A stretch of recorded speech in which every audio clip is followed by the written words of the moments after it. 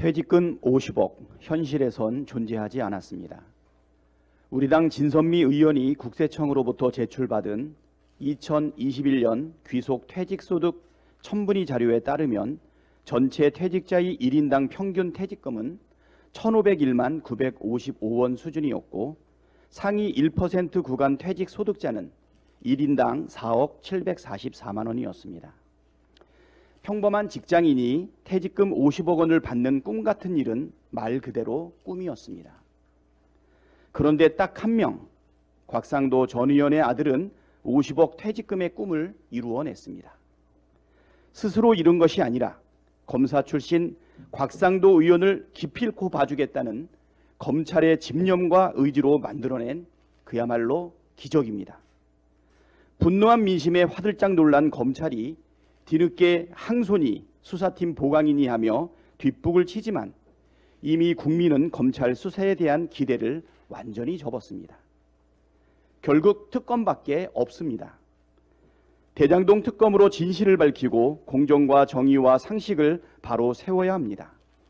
윤석열 대통령과 국민의힘은 즉각 특검을 수용하기 바랍니다.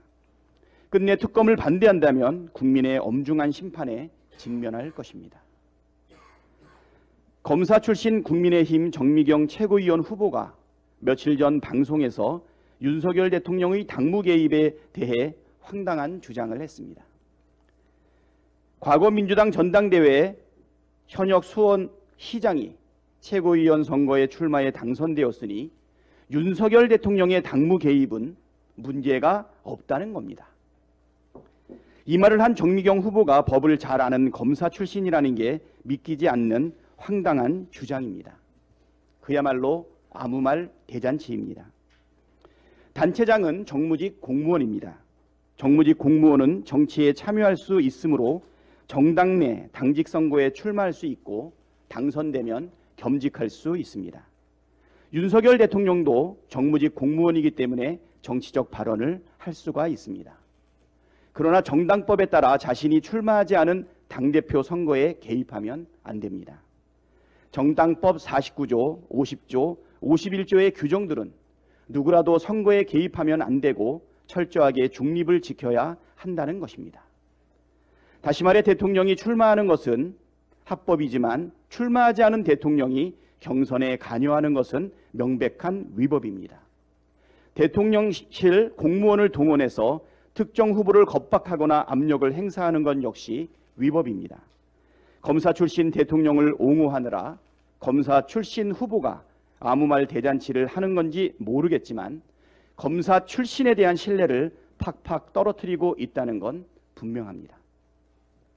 대통령실도 아무 말 대잔치 그만하십시오.